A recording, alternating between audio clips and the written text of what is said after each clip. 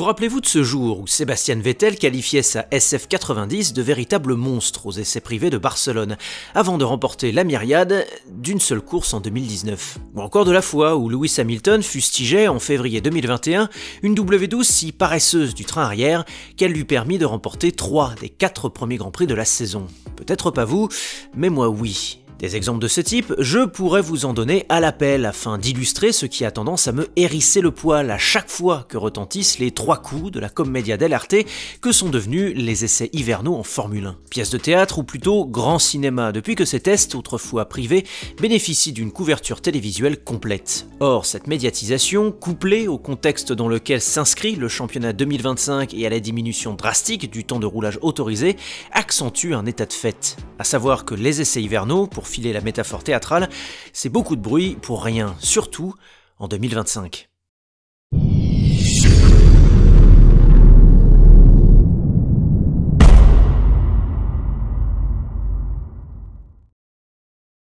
Ça va mieux, oh que oui ça va mieux, et vous remarquerez qu'ils vous le disent tous. Chez McLaren, on sera à coup sûr dans la bataille à Melbourne. Chez Red Bull et Mercedes, tout n'est pas parfait, mais on a assaini la voiture par rapport à l'an passé. Chez Ferrari, on n'a pas tout compris à la SF25, mais ce n'est pas grave, la monoplace a un potentiel incroyable, et vous allez voir ce que vous allez voir. Chez Alpine et Williams, on se félicite d'essais hivernaux plus fluides qu'en 2024, tu m'étonnes. Et même chez Aston, Veccarb, Sauber et Haas, on affiche un optimisme officiel et qui, à n'en pas douter, les sortira de la Q1 dans un peu moins de 2 semaines. Bref, chacune des équipes, pilotes et team principals se sont adonnés au traditionnel exercice de communication du mois de février en nous servant les mêmes éléments de langage empreints de confiance, de positivité et de motivation. Or, le progrès des équipes, aussi universel puisse-t-il être, ne les soustrait pas à la logique de la hiérarchie. En 2025 et comme chaque année, il y aura donc des formations à l'avant-garde du championnat et des lanternes rouges. Quant à savoir avec certitude qui sera où et quand,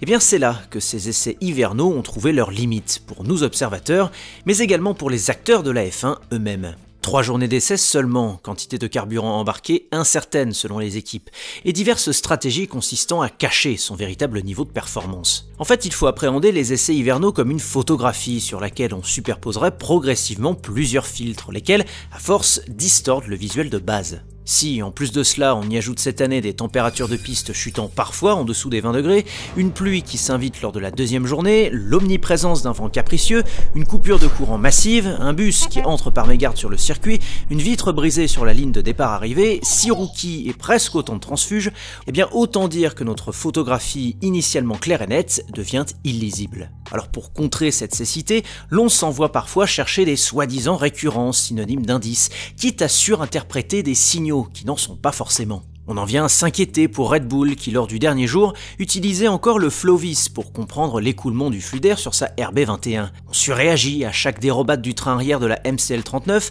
à chaque marque de sous-virage sur la SF25 et à chaque blocage de roue de la jeune W16. Et on en arrive à espionner la mine des uns et des autres, espérant capter par le langage corporel ce que les mots ne disent pas. Toto Wolff a-t-il encore cherché à minimiser les progrès de son écurie? Helmut Marko vise-t-il à intimider son monde en déclarant la RB21 redoutable? Et Fernando Alonso s'avoue certes satisfait malgré un Stroll diminué et un roulage limité, mais en pense-t-il autant en privé? Autant de questions qui taraudent les esprits, mais en réalité, ces essais, plus que jamais, ont été une partie de poker, un jeu de dupes et un exercice de relations publiques pour des acteurs qui, sans doute, ne sont pas plus avancés que nous ne le sommes.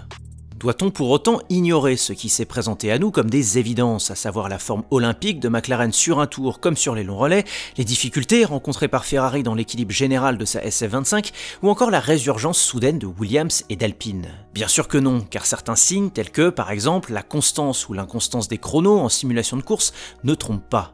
Mais dans le fond, à l'heure où la F1 entame sa dernière année de continuité réglementaire avant le grand chambardement de l'an prochain, l'établissement d'une hiérarchie préliminaire pour les premières manches de 2025 puise davantage dans les enseignements de ces 3 dernières années que dans les maigres conclusions tirées après 3 pauvres journées de test. Autrement dit, si McLaren est favorite pour les premiers Grands Prix, ce n'est pas parce qu'une simulation de course effectuée fin février lui a octroyé une quinzaine de secondes d'avance sur son plus proche poursuivant, mais plutôt car les papayes ont été la seule écurie à ne rater aucune de leurs évolutions aéro depuis 2 ans. Si Ferrari inquiète légèrement, ce n'est pas à cause de la pauvreté relative de ses longs relais le jeudi comme le vendredi, mais plutôt car la Scuderia continue de lutter contre ce qui fait sa faiblesse depuis 2022, la gestion pneumatique et l'efficacité de son développement technique de bout en bout. Et si Mercedes n'inspire toujours pas confiance malgré des tests excellents sur le papier, ce ne sont pas 3 blocages de roues qui en sont la cause, mais bien une incompréhension latente de la réglementation à effet de sol admise par Andrew Chauvelin dès l'été 2023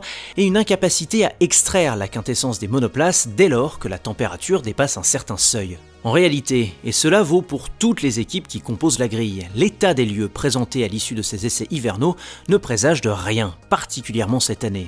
Et c'est d'ailleurs tout le problème d'une photographie prise à l'instant T et de ses nombreux filtres. Et oui, ils ignorent que les évolutions apportées par les équipes sont parfois des investissements qui ne payent que sur le long cours.